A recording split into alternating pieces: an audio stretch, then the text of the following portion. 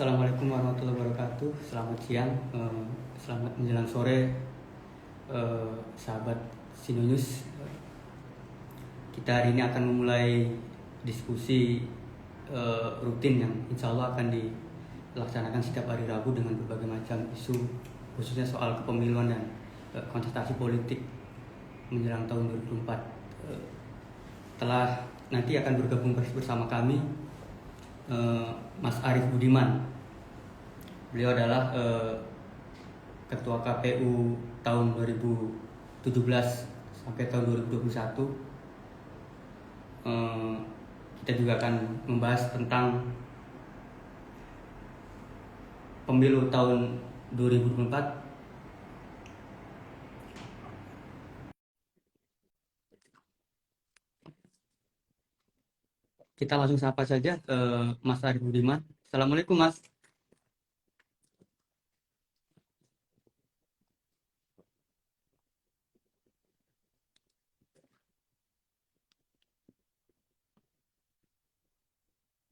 Assalamualaikum, Mas Arief.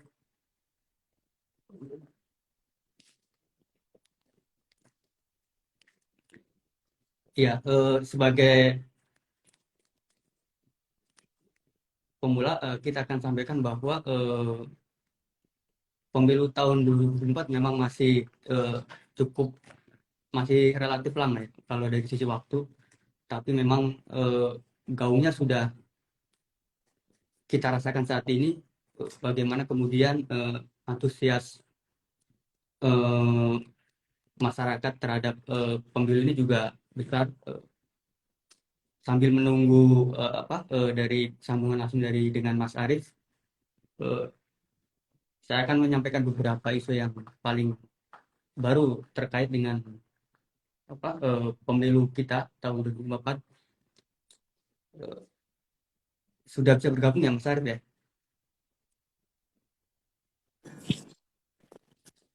Assalamualaikum Mas Arief.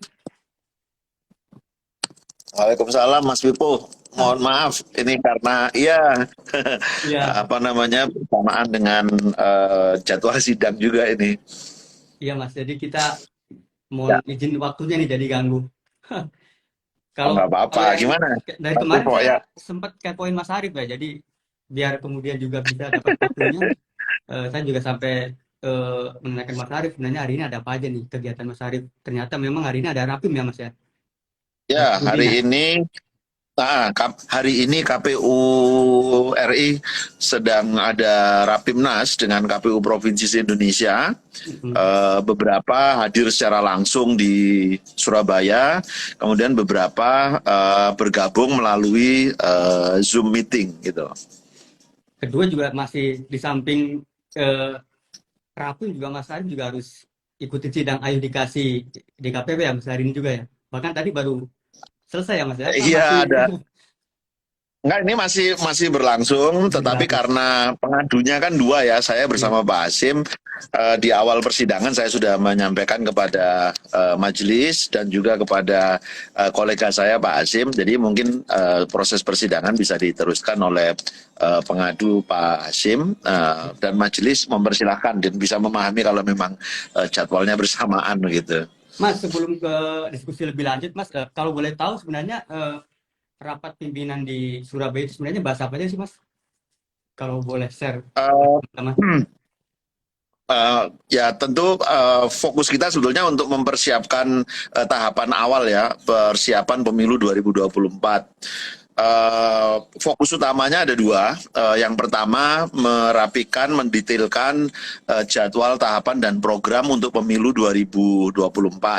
Kemudian yang kedua persiapan untuk pendaftaran peserta pemilu 2024. Ya, jadi itu tahap awal yang akan kita lakukan. Maka dua peraturan KPU terkait dua hal tersebut ini yang sekarang kita sedang persiapkan.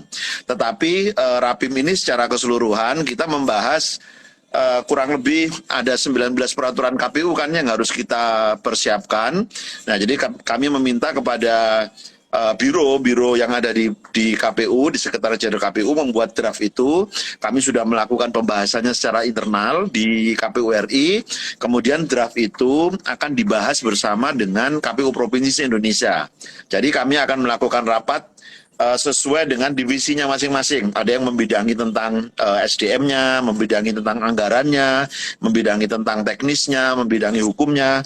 Nah, nanti kalau draft peraturan KPU ini sudah siap, kita akan segera lakukan uji publik. Kita akan mengajukan rapat konsultasi dengan pemerintah dan DPR. Nah, setelah itu bisa disahkan.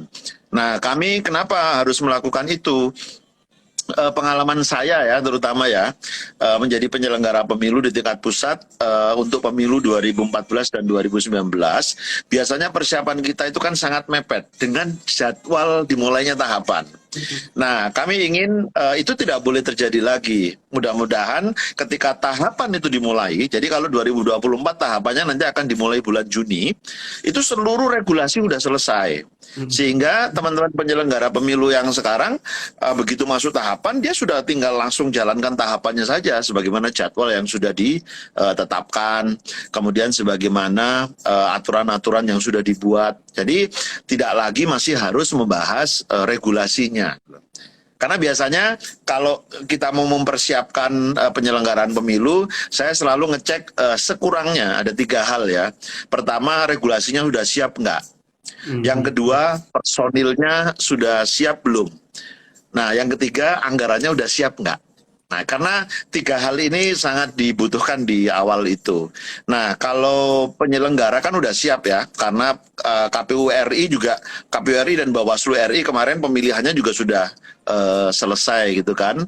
Nah, tinggal nanti di tahun 2023 dan 2024 akan ada rekrutmen juga untuk KPU provinsi dan KPU kabupaten kota.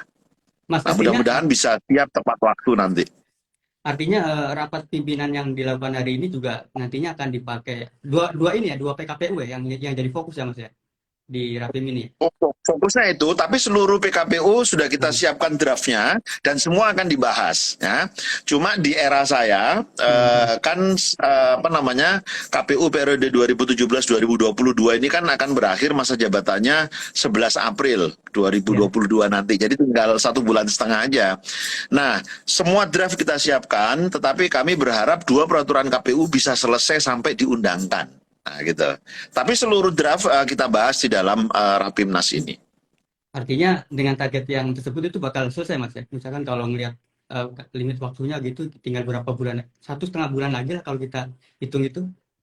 Iya, saya tidak terlalu optimis ya, karena apalagi sekarang juga DPR juga sedang masa reses gitu ya. Jadi kita masih nunggu beberapa hari lagi menunggu mereka selesai reses baru kemudian bisa dijadwalkan rapat konsultasi. Tapi setidaknya dua peraturan KPU itu bisa diselesaikan di tahap awal sehingga teman-teman penyelenggara pemilu periode 2022-2027 itu sudah tinggal langsung menjalankan tahapan yang sudah disusun gitu. Tidak lagi masih membahas pembuatan peraturan KPU-nya. Baik Mas, terima kasih. Mas, kemarin kan kita tahu bersama 14 Februari kemarin KPU secara resmi telah launching soal waktu pelaksanaan pemilu yang diputuskan hari pemungutan suara. Ya, kita sudah luncurkan, sudah membuat keputusan hari pemungutan suaranya. Nah, berdasarkan hari pemungutan suara itu, kita akan susun detail tahapannya, gitu. Nah, itu dituangkan di dalam PKPU nanti ya, Mas ya? Ya, nanti akan dituangkan dalam peraturan KPU. Ya.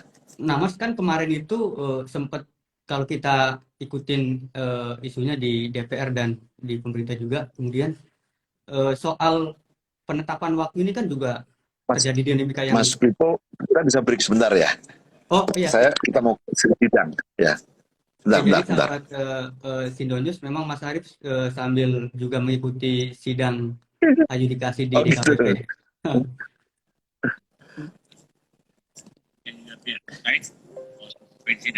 Oke, ini akan closing.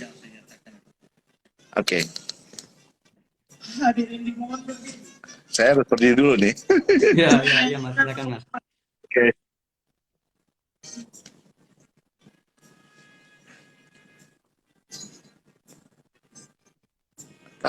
Oke, udah closing mereka.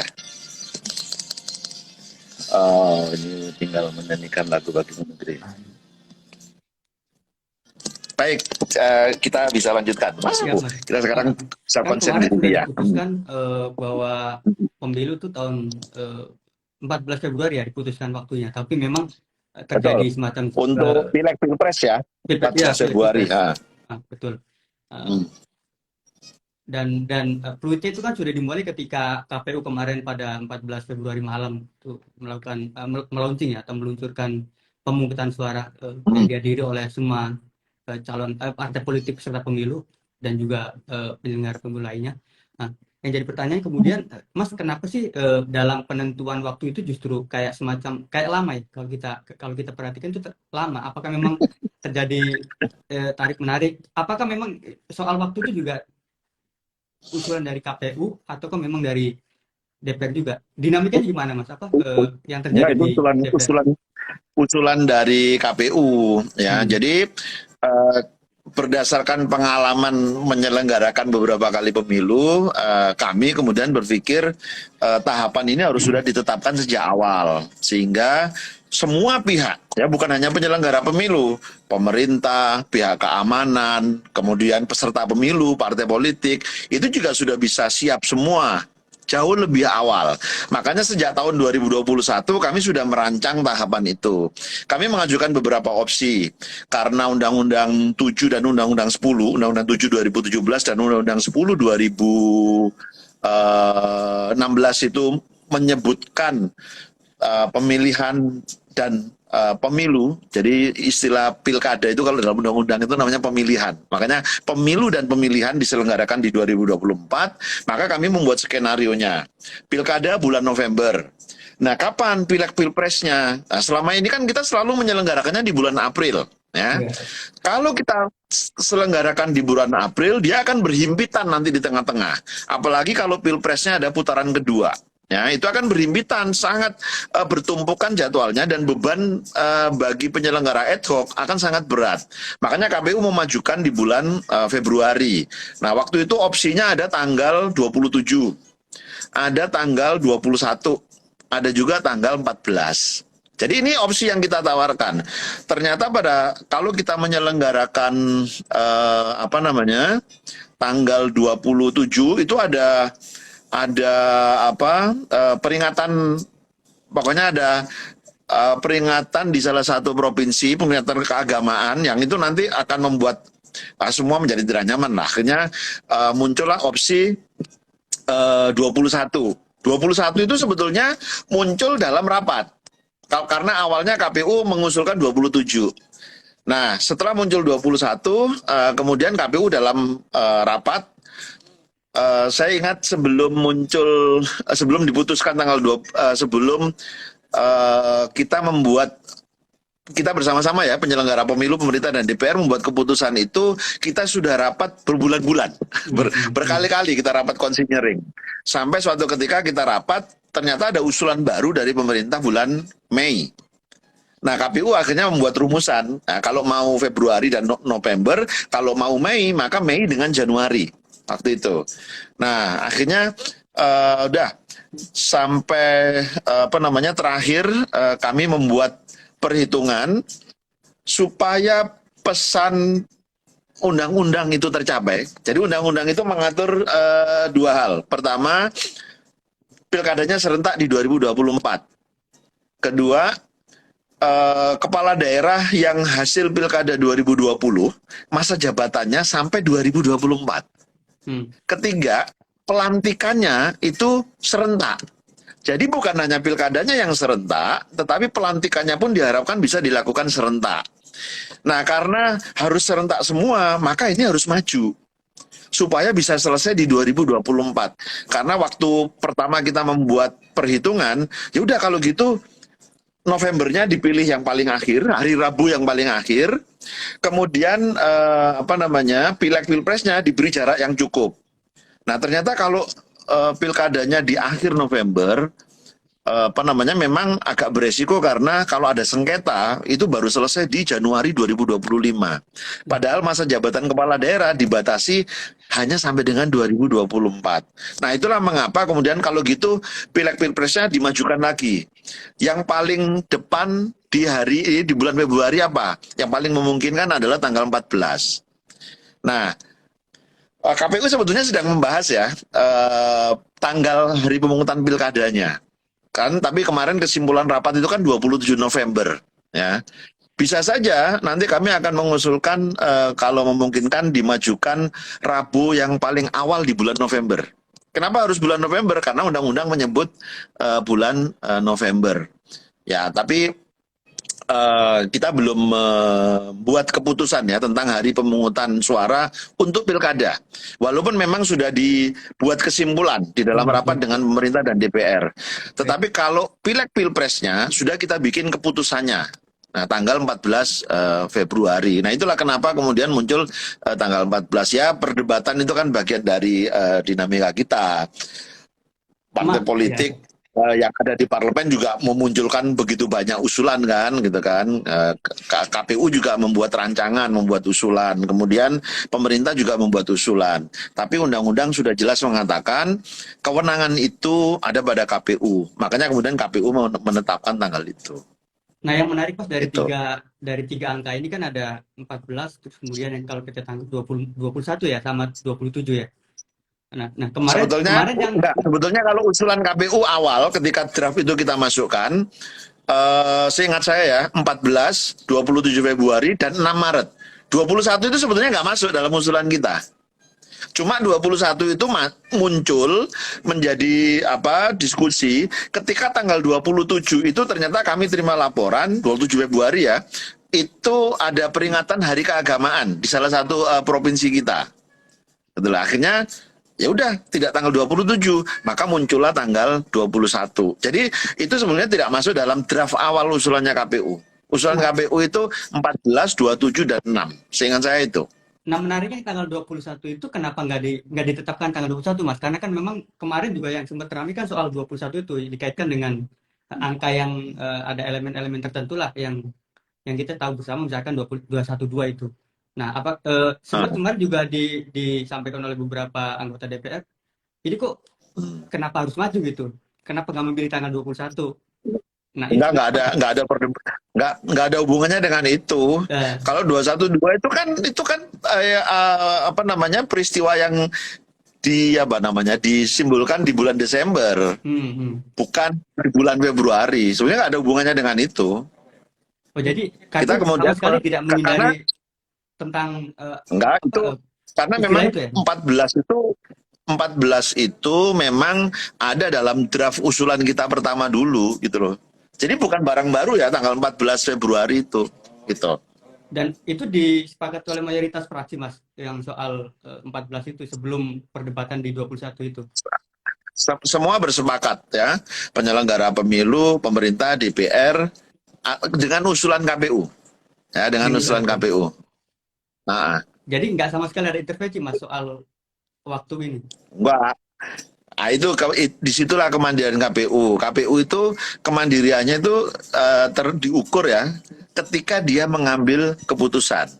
Ya. Nah, ketika dia mengambil keputusan secara mandiri, ya disitulah kemandirian. Tapi kalau dia mengambil keputusan karena intervensi, di situ dia tidak mandiri. Nah, untuk tanggal pemungutan suara kita mengambil keputusannya secara mandiri. Tentu dengan memperhatikan masukan, catatan dari banyak pihak. Dan kita kan sudah membahasnya bersama-sama. Baik, Mas. Ini Mas, apa yang menarik juga kemudian kalau soal pemilu, ini kan secara keseluruhan kita nggak ada revisi undang-undang pemilu, Mas ya, untuk 2024 ini. Artinya memang kurang lebih sama lah pelaksanaan pemilu 19 dan 2024 ini nanti. Sebenarnya apa yang membedakan sih Mas nantinya? Kalau dari pengalaman Mas Arief selama belasan tahun ya di KPU, belasan tahun jadi penyelenggara dari panitia pemilu, apa yang berbeda nantinya Mas kira-kira antara pemilu 2019 dengan 2024? Ini ada hal-hal baru yang tidak diatur sebelumnya ya. Pertama, akibat putusan Mahkamah Konstitusi. Nah, jadi ada fakta hukum baru, putusan Mahkamah Konstitusi yang mengatakan partai politik mana yang harus verifikasi administrasi dan partai politik mana yang harus verifikasi administrasi dan verifikasi faktual. Satu, itu yang membedakan dulu dengan yang sekarang. Kedua, undang-undang mengatakan supaya data pemilih kita semakin baik, maka KPU diperintahkan untuk melakukan pemutakhiran data pemilih berkelanjutan. Nah, jadi KPU melakukan itu, ya, KPU provinsi, kabupaten kota kita perintahkan bekerja sama dengan Dukcapil setempat untuk melakukan pemutakhiran data secara berkelanjutan. Nah, dan itu kita sudah minta dan itu sudah berjalan, ongoing proses terus. Mudah-mudahan nanti pada saatnya kita harus menyusun daftar pemilih, hasilnya sudah semakin lebih baik. Itu yang baru, karena ada fakta hukum baru ya. Nah, yang kedua yang membedakan adalah KPU terus mendorong penggunaan teknologi informasi dalam pemilu. Terakhir, Pilkada 2020 kita sudah menggunakan Sirekap. Ini penyempurnaan sebetulnya dari teknologi yang kita gunakan dari pemilu ke pemilu. Dulu zaman tahun 99 kalau nggak salah itu ya, hasil pemilu dikirim lewat fax. Karena memang teknologinya waktu itu masih begitu. 2004, seingat saya kita kerjasama dengan mahasiswa-mahasiswa. Data dikirim dari kecamatan, berbasis kecamatan. Lalu 2009 sama, melakukan scanning, mesin scanning itu. 2014 kami juga melakukan itu, scanning berita acara. Jadi semua orang bisa lihat berita acaranya. Silakan menjumlah sendiri, silakan menghitung sendiri, datanya disediakan. 2019 kita tidak hanya menyediakan datanya, tapi kita juga menginput datanya. Sehingga orang tidak perlu jumlah sendiri, dia tahu jumlahnya, kalau nggak cocok, dia bisa buka berita acaranya. Kita sediakan semua. Itulah yang sempat kemudian, kok terjadi salah input, jangan-jangan KPU melakukan ini itu. Nggak ada itu semua. Kalau ada kesalahan input, murni itu karena human error dan kita perbaiki. Ya, udah. Nah, 2020 Pilkada kita memperbaiki lagi. Udah kalau gitu jangan diinput secara manual, manusia yang menginput, tapi alat. Nah, difoto. Jadi berita acara yang ada itu ditempel, lalu di capture, difoto, klik, lalu dikirim ke pusat data kita. Lalu dia rekap secara elektronik. Nah, itu sudah kita lakukan. Dan prakteknya kita bisa dapat sampai dengan 98,9% dari total jumlah TPS. Itu ada datanya. Kenapa tidak 100%? Ya, memang di beberapa tempat kita ada banyak, bukan banyak ya, ada beberapa masalah. Ada beberapa catatan, misalnya jaringannya belum 100% di daerah itu, SDM-nya, kemudian macam-macam lah, kondisi geografisnya. Jadi itu yang belum membuat 100%. Nah, pemilu 2024 kami mengusulkan pertama penggunaan teknologi informasi, sehingga nanti KPPS yang kerjanya banyak dan berat itu bisa terkurangi. Begitu dia mengambil foto, klik, kirim, udah. Hasil foto itu selain bisa dikirim ke pusat data kita, dia juga bisa dikirim menjadi salinan kepada peserta pemilu misalnya. Jadi peserta pemilu nanti nggak perlu sebetulnya menempatkan saksi-saksi di situ, karena begitu foto itu dikirimkan semua udah dapat. Nah, tapi apakah undang-undang kita nanti memperbolehkan itu? Karena begitu ada perubahan yang tidak sesuai dengan undang-undang, maka harus dilakukan revisi undang-undangnya.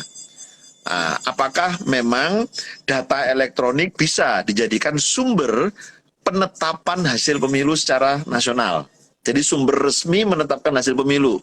Kalau sekarang kan undang-undang mengatakan ya berita acara manual yang menjadi dasar, menjadi sumber resmi untuk menetapkan hasil pemilu. Mas, maaf, artinya kalau mau itu, artinya kalau harus diterapkan e-recap atau e-voting nantinya misalkan di 2019 ya, 2024. Ya, kita baru merancang e-recap, belum e-voting ya. Nah, okay. Kalau mau diterapkan itu dijadikan sumber resmi, ya harus merubah Nah, undang-undang. itu kan kayaknya nggak Karena mungkin sekarang nggak yang Mas di, kalau misalkan dibikin semacam kayak revisi terbatas kan karena kan kemarin juga banyak yang menolak juga nggak mungkin, mungkin mungkin. masih ada waktu. Kalau pemerintah dan DPR, ya sangat ada. Kalau pemerintah dan DPR mau dan berkenan mau menggunakan itu, nah, kan mereka bisa bertemu Iya. dalam waktu cepat, lakukan saja revisi terbatas untuk itu. Nah, termasuk surat suara. Hmm. Kalau pemilu serentak, maka pemilih akan menerima surat suara pemilu presiden dan wakil presiden, DPR RI, DPD, DPRD provinsi, DPRD kabupaten kota. 5 surat suara. Nah, KPU sedang merancang desain baru untuk surat suara. Dari 5 surat suara nanti bisa dijadikan opsinya ya, ada 2, ada 3 yang sekarang sedang kita kerjakan. Beberapa simulasi mengarah ke menjadi 3 ya, 3 surat suara. Nah, itu kalau jadi 3 surat suara, banyak penghematan yang kita lakukan. Tidak perlu memproduksi 5 surat suara. Kotak suaranya juga tidak perlu diproduksi untuk 5 kotak misalnya. Jadi apa namanya, bisa banyak hal dilakukan penghematan. Tetapi kalau itu mau kita lakukan, ya apa namanya, kita lihat nanti perlu perubahan undang-undang nggak, perlu revisi undang-undang nggak. Kalau perlu revisi ya pemerintah dan DPR-nya harus segera melakukan itu, karena kan mereka yang diberi kewenangan untuk membuat undang-undang gitu. Nah, Mas Kalau tidak, eh, ya, eh, misalkan dari 5 kotak terus kemudian kalau tadi usulannya jadi 3 misalkan ya nantinya. ya Itu kan misalnya, juga berkaitan dengan ah, anggaran, Mas. Sebenarnya lebih hemat ya. Kalau boleh tahu Mas, iya sebenarnya tentu lebih hemat. anggaran yang Nah, dimintakan KPU untuk 2024 berapa nah, Mas totalnya, Mas? anggaran nih, anggaran. Ini yang banyak didiskusikan dan diperdebatkan banyak orang gitu Iya, ya. iya. Pemilu 2024 kita mempunyai beberapa hal baru. Misalnya dulu nggak ada pandemi, tapi 2024 akan ada. Kita masih menghitung, memprediksi kalau pandemi masih ada. Maka protokol menjalankan aktivitas dengan protokol kesehatan yang terstandar, yang ketat, itu kita lakukan. Kita harus beli tempat cuci air, kita beli sabunnya, kita beli tisunya, kita beli disinfektannya, kita beli sarung tangan, termogan, macam-macam lah. Itu harus kita sediakan. Maka ada anggaran yang meningkat karena faktor itu. Yang kedua, honor. Honor badan ad hoc itu sangat rendah. Sebetulnya pemilu 2019 kita sudah mengusulkan dinaikkan, tapi belum disetujui. Kali ini kita usulkan dinaikkan. Penghitungan awal kita, mereka dihonor sekurang-kurangnya sama dengan UMR di masing-masing daerah. Ternyata itu besar sekali, karena memang sebagian besar komponen biaya pemilu itu terserap untuk pembiayaan honor badan ad hoc. Nah, awal kita merancang itu angkanya 86 triliun. Ya. Lalu orang terkaget, loh, kok mahal banget? Ya iya. Nah, oke. Kalau tidak bisa 86, maka kita kurangi semua. Badan itu tuh seperti APD-nya, kayak KPPS, Mas ya? iya, KPPS, PPK, PPS, itu badan ad hoc. Kalau yang permanen kan KPU RI, KPU Provinsi, KPU Kabupaten Kota. Oke. Lalu honor yang tadi kita hitung sesuai UMR, kita turunkan. Kita hanya naikkan 3 kali. Dulu dibayar 500.000, sekarang jadi 1,5 juta misalnya. Nah, setelah kita kurang-kurangi ketemu angka 76 triliun. Nah, 76 triliun itu saya menerima laporan ya dari Sekretaris Jenderal. Itu Pak yang angka yang sedang dibahas dengan Direktorat Jenderal Keuangan. Tapi kita menghitung sendiri gimana? Kami menghitung lagi Pak, kemungkinan bisa sekitar 62 triliun. Jadi sebetulnya kalau memang nggak mau dibayar mahal, nggak mau menyediakan fasilitas yang maksimal, kita kurangkan semua bisa juga gitu loh. Tapi kan setiap kebijakan, setiap keputusan itu pasti membawa konsekuensi. Nah, jadi sebetulnya perhitungan internal kita sudah bisa mencapai 62 triliun. Tapi saya belum berani merilis ini ya, memastikan ini karena kan memang sedang dalam pembahasan. Ya, nanti mungkin teman-teman KPU RI yang baru lah, mungkin mereka sudah menghitung angka finalnya ya berapa. Jadi sebetulnya mau di apa namanya dihemat sekalipun juga bisa gitu loh. Nah, cuma tinggal kita mau memberikan honor yang pantas berapa untuk penyelenggara ad hoc. Kemudian kita mau melindungi petugas kita dari apa pandemi ini dengan cara bagaimana. Nah, itu pasti akan mempengaruhi besaran komponen biaya nanti yang dibutuhkan. Artinya pos belanja untuk yang badan ad hoc ini juga akan menambah, Mas. Karena kan kalau kita lihat misalkan nanti prediksinya tahun 2024 itu masih dalam suasana pandemi, satu. Kedua juga kemudian tahun 2019 kemarin kita tahu bersama, Mas, ada sekitar kalau nggak salah 500-an lebih ya anggota KPPS kita yang harus meninggal. Itu dari KPU ya, Mas, ya? Dari KPPS ya, Mas, ya? 700-an, 700-an. 700-an lebih ya.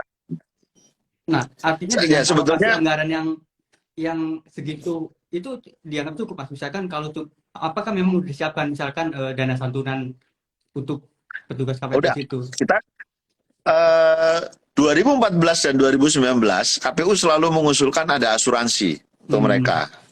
Tetapi yang harus dipahami oleh teman-teman juga ya, penentu kebijakan tentang anggaran itu kan sebenarnya bukan KPU. KPU mengusulkan, tapi ada Kementerian Keuangan yang nanti akan menyatakan bisa menyetujui yang mana, Hmm. Hmm. berapa besar, gitu kan ya. Nah, waktu itu tidak disetujui untuk diberikan asuransi. Maka yang bisa diberikan adalah, kalau asuransi kan semua orang harus dibayar insurance-nya gitu kan. Tetapi kalau apa namanya santunan itu hanya dibayarkan ketika terjadi peristiwanya. Ya. Nah sebetulnya di 2014 ada penyelenggara pemilu meninggal juga, gitu loh. Kami tentu prihatin ya, ada penyelenggara pemilu yang meninggal dunia karena melaksanakan tugas. Kita harus apa klarifikasi juga. Beberapa memang meninggal dalam periode menjalankan tugas, tapi sebetulnya penyebab meninggalnya karena banyak faktor lain. Ya memang sudah sakit, memang jadi ya, tapi ini menjadi keprihatinan kita bersama lah ya. Makanya KPU mengantisipasi itu.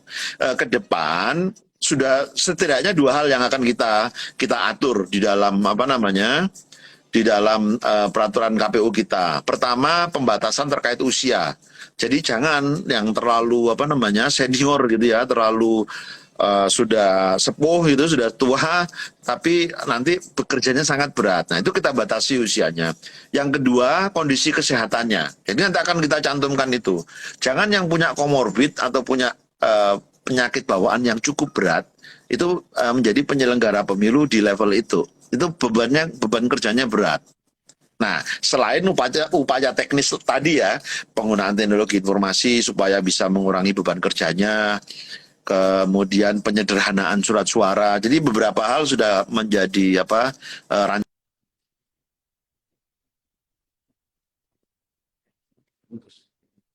persoalan sebagai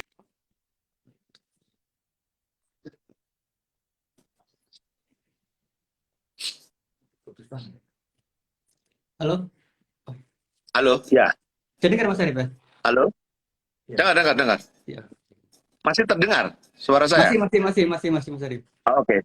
Eh, Artinya apa kalau melihat kasus yang kemarin itu sekitar 700-an KPPS itu ya, Mas ya. Kalau dibandingkan dengan beban Mm. kerja nanti yang mungkin kurang lebih sama lah kalau kalau memang tidak ada perubahan dari karena kan kemarin kalau kita temuan dari teman-teman di lapangan misalkan teman-teman wartawan juga di lapangan banyak menemukan bahwa mereka mengalami kelelahan dan lain sebagainya. Mas, ada nggak penentuan misalkan batas usia yang nanti akan ditentukan? Kira-kira usianya harus 40 atau rancangan berapa kita ya gitu? rancangan kita Iya, itu maksimal 50 rancangan kita maksimal ya 50. maksimal 50 nanti.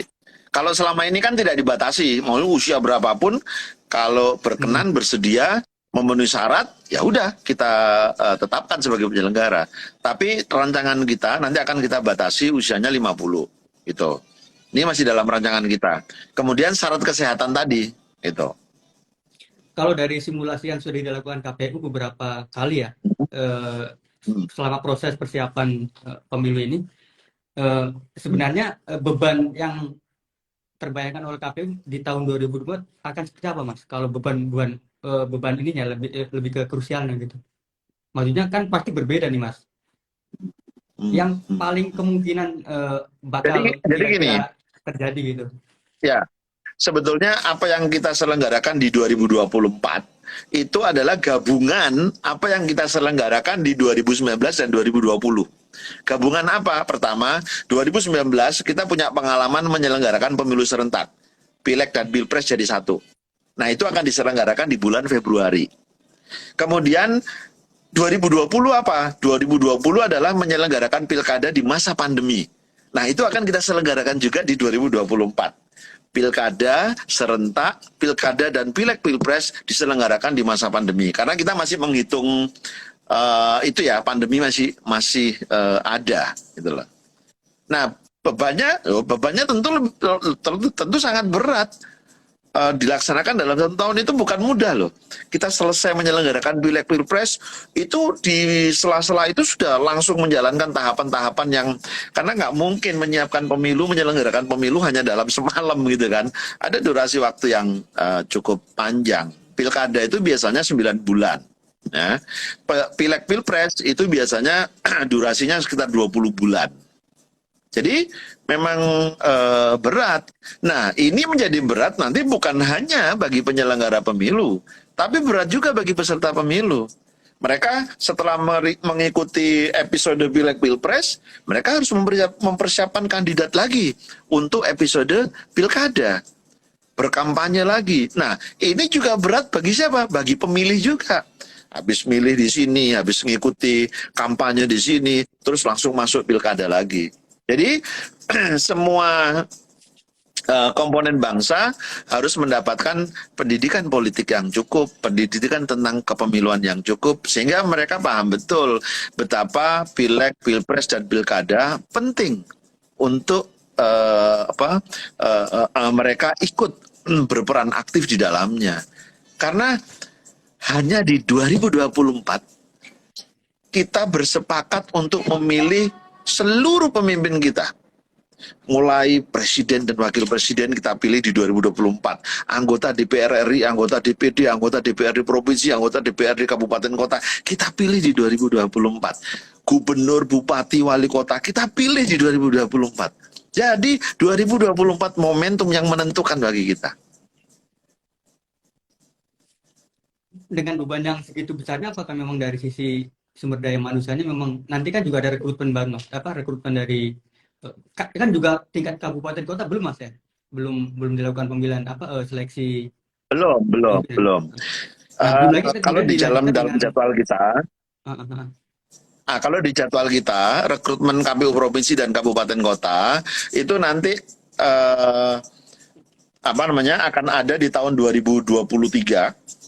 Itu ada sekian provinsi dan sekian kabupaten, kemudian di 2024 ada sekian provinsi dan sekian kabupaten, termasuk ada 2 provinsi yang di 2025.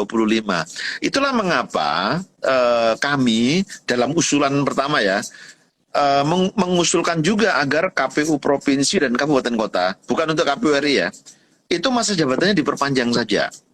Supaya di tengah-tengah tahapan kita nggak ribut merekrut penyelenggara pemilu. Nah, nanti mereka akan dilakukan pelantikan serentak. Sekarang ini kan masih berserakan lah. Ada di tahun 2023 dan bulannya juga beda-beda. Lalu di tahun 2024 bulannya juga beda-beda. Saya pernah mengalami itu, melakukan rekrutmen sepanjang tahun, sepanjang 2 tahun bahkan ya. Dan itu tidak mudah. Termasuk menghadapi sengketanya.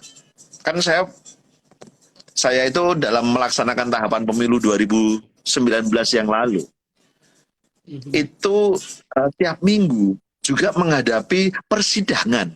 Karena saya dilaporkan ke DKPP, dilaporkan ke Bawaslu, dilaporkan ke kepolisian, dibawa sengketa di pengadilan. Tiap minggu saya itu bisa 3-4 kali bersidang, tiap minggu loh. Jadi waduh, bisa mengganggu konsentrasi kita sebetulnya. Dengan materi pengaduan itu yang tiap berbeda ya Mas minggu. ya? Iya. Nah, Anda bayangkan ya, kita punya 514 kabupaten kota dan 34 provinsi. 514 kabupaten kota, setiap kabupaten kota ada 5 komisionernya, ya. Berarti 514 kali 5. Itu 2.500 ditambah 70, 2.570. Belum KPU provinsinya.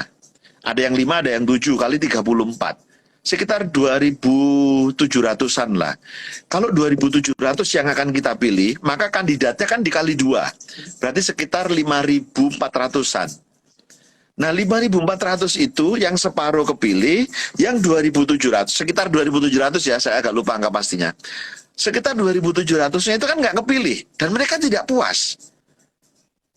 Dan yang tidak puas, responnya kan macam-macam. Ada yang menerima, ada yang tidak terima. Yang tidak terima itu ada yang cuma marah saja. Tapi ada juga yang melaporkan ke Dewan Etik, melaporkan ke kepolisian, melaporkan ke bawa sengketa di pengadilan, melaporkan ke Bawaslu, ke Ombudsman, semua. Saya itu sepanjang tahun menghadapi persidangan. Nah, itulah mengapa saya mengusulkan udah diperpanjang. Nah, nanti secara serentak dia dilantik di situ, kemudian dia dipilih di situ, dan itu di luar tahapan pemilu. Jadi ini sekaligus menjadi momentum untuk penataan kelembagaan kita. Jadi kan siklus pemilu itu kan 5 tahunan. Misalnya tahun ini kita merekrut KPU-nya atau penyelenggara pemilunya. Tahun kedua kita persiapan pemilunya. Nah, di tengah-tengah ini penyelenggaraan pemilunya. Lalu di tahun yang ini kita evaluasinya. Di sini merekrut penyelenggara pemilu lagi. Dan begitu terus siklusnya. Kalau sekarang sepanjang tahun ada rekrutmen. Sama seperti dulu ketika pilkada serentak ini belum didesain. Masih pilkadanya satu-satu. Itu sepanjang 5 tahun, tiap tahun ada pilkada. Nah, sekarang sedang didesain untuk pilkadanya serentak. Maka 5 tahun ke depan, ya pilkada adanya hanya di tahun, kalau 2024 berarti 2029. Gitu. Sudah begitu reguler. Gitu. Jadi apa yang didesain oleh pemerintah pusat, dijalankan atau diimplementasikan di daerah, kemudian KPU-nya rekrut, jadi bisa lebih lebih sinkron lah, harapannya kan begitu, menyelenggarakan tata kelola pemerintahan kita gitu. Mas, kita bergeser ke ini, Mas. Kan ada dua nih kalau di MK ya, ada 2 materi yang sekarang jadi uji materi. Pertama soal uji materi yang dilayangkan oleh beberapa partai politik yang saat ini dan tidak lolos di parlemen ya. Soal ini, Mas, soal verifikasi partai politik yang ini juga nanti akan dihadapi oleh komisioner yang baru ya, penggantinya Mas Arief ke depan misalkan. Apa sih yang kemudian kesannya kayak tidak ini, Mas, tidak adil bagi mereka ya, karena memang partai-partai yang lolos ke parlemen cukup diverifikasi dari sisi administrasi, tapi sementara partai-partai yang sebenarnya mereka juga peserta pemilu loh, Mas, juga sebenarnya, tapi kenapa kemudian mereka juga harus difaktualkan lagi secara verifikasi gitu, Mas. Nah, ini gimana? Iya, ini pertanyaan menarik ya, tapi pandangan saya, Mas Pipo mestinya menanyakan ke pengamat politik, menanyakan ke akademisi gitu ya, menanyakan ke teman-teman partai politik, karena saya selalu mengatakan begini, KPU itu jangan dibawa-bawa ke urusan politiknya, ke urusan yang sangat politis. KPU itu kerjaannya teknis sebetulnya. Jadi kalau saya ditanya, bagaimana Pak Arief, senang yang verifikasi semua atau nggak verifikasi? Loh, kalau mau nyantai-nyantai ya senang yang nggak verifikasi gitu loh. Tapi kan kita mesti punya peserta pemilu yang memang betul-betul kredibel, kualitas, capable ya. Makanya undang-undang itu mengatur syarat-syaratnya. Nah, apakah syarat-syarat itu diverifikasi sampai dengan administrasi saja atau sampai dengan faktual? Saya pikir itu bukan ranahnya KPU ya.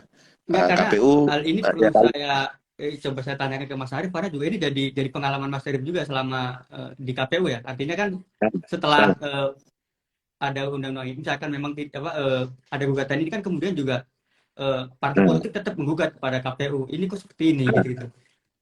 Ya, jadi 2 kali saya mengalami peristiwa semacam ini gitu ya. Pertama untuk pemilu 2014, kami sedang melakukan verifikasi, gitu kan?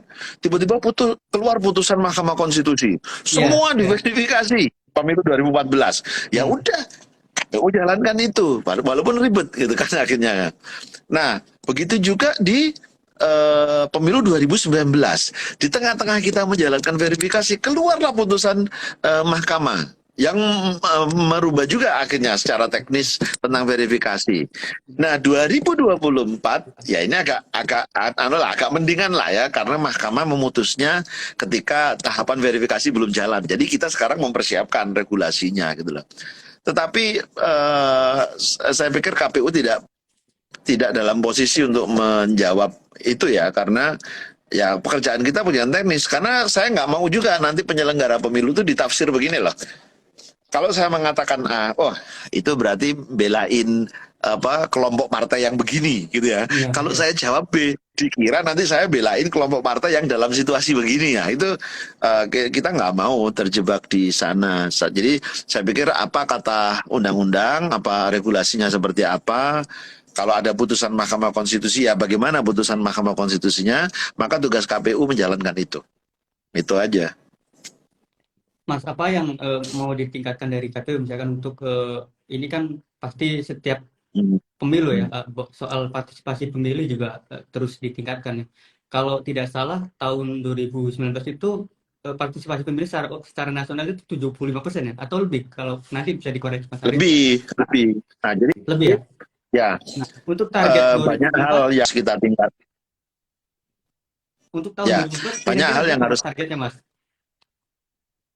Oke, banyak hal yang harus kita tingkatkan ya. Pertama, kemampuan mengelola tata kelola punya sendiri. Bagaimana cara KPU meningkatkan kualitasnya? KPU apa namanya membuat pendidikan tata kelola pemilu bagi jajaran sekretariat.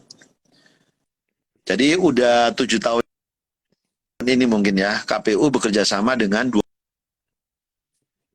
12 kampus ternama di Indonesia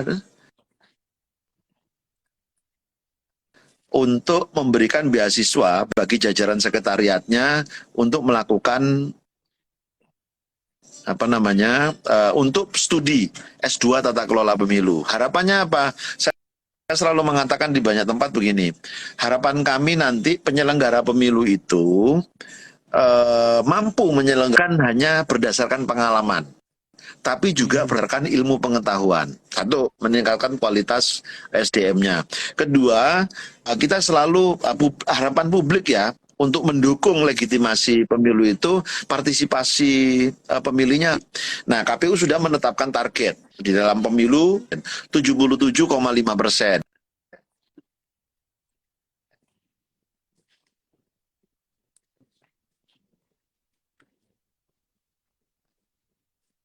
Berhenti.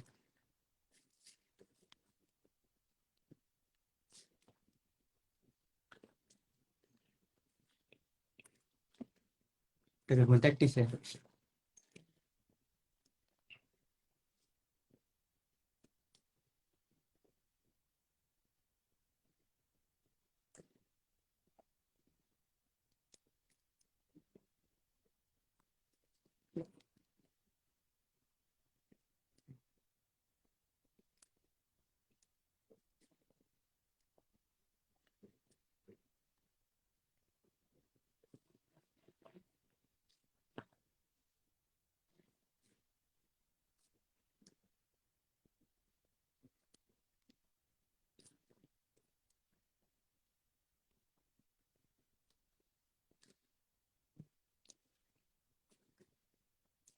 Putus dari sana.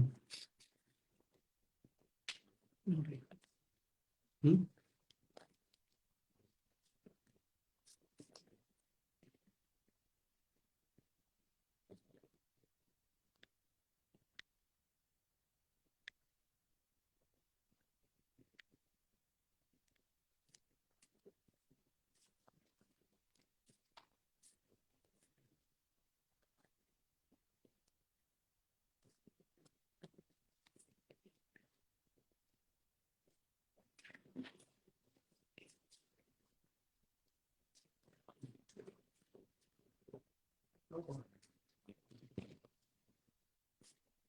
Dari sananya. Dari sananya. Hmm.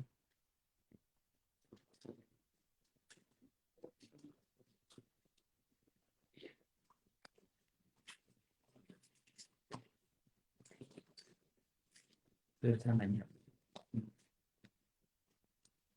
Ketik mas.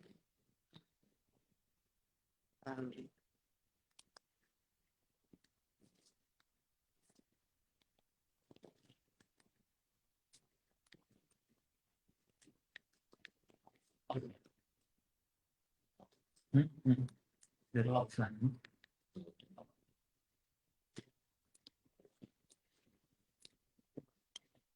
Bilang. Yang tadi bilang.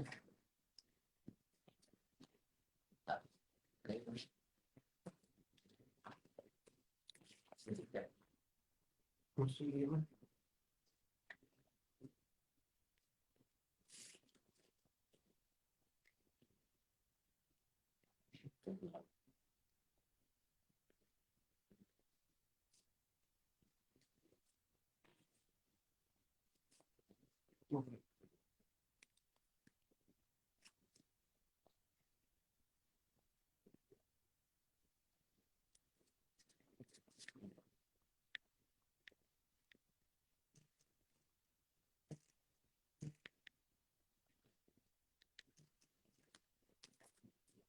Masuk lagi.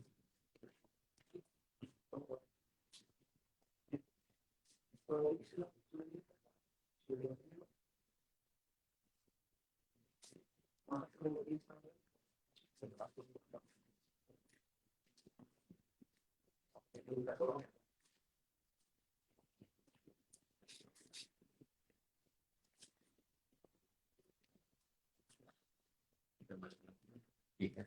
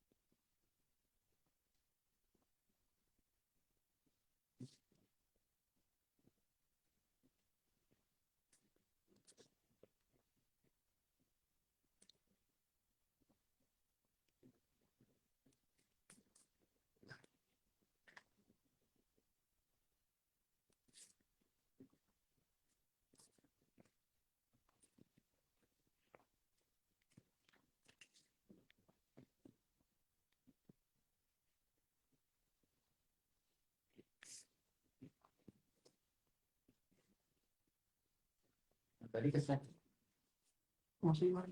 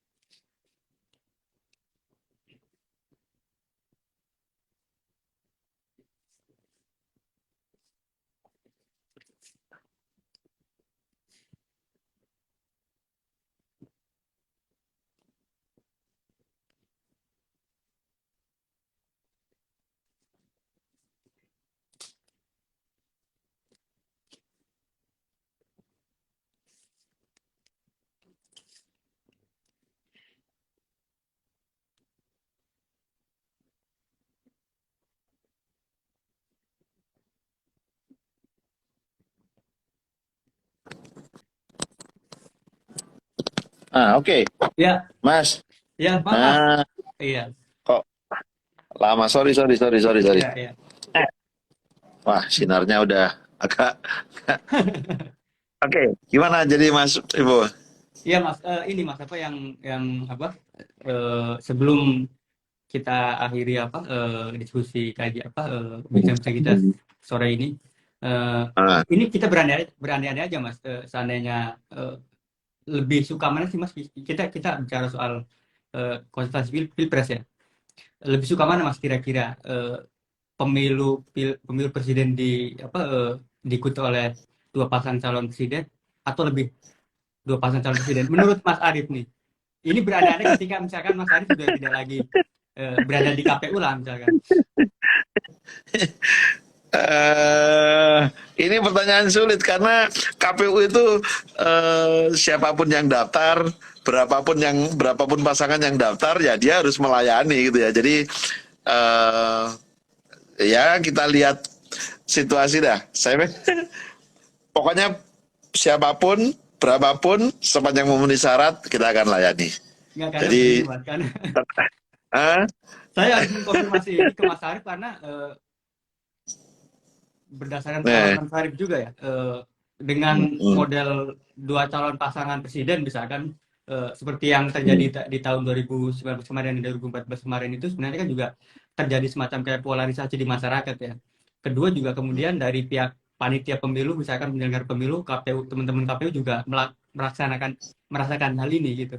Nah, makanya itu tadi saya sebenarnya pengen ada apa ya jawaban yang lain dari Mas Arief. Kira-kira memang lebih ya, suka mana kalau harus apa diikuti oleh dua pasangan calon presiden atau lebih dari itu?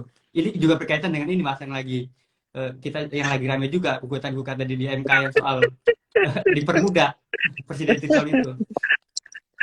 ya, jangan terlalu sedikit dan jangan terlalu banyak lah, gitu ya. Ya mungkin tiga pasangan calon, menurut saya ya.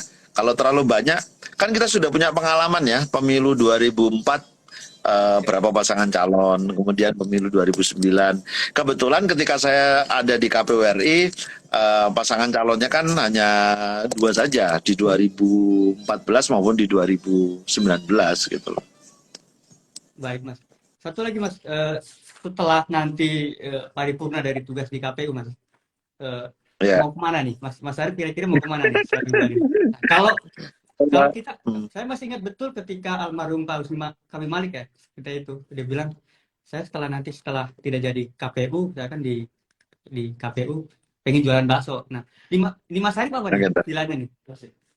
Apakah mau Ya, bekerja, ya berdagang itu menjadi cita-cita saya, ya. berdagang ya? Tapi mengabdi untuk bangsa dan negara itu bisa di mana saja lah. Tidak hanya di KPU kan, bisa di mana saja. Tapi memang cita-cita saya ingin jadi pedagang lagi lah. Gitu. Mas, udah banyak ya katanya tawaran dari partai politik Mas kepada Mas Arief. Bukan tawaran ya, semua ngajak ngobrol gitu. Oke, Tapi nanti ya,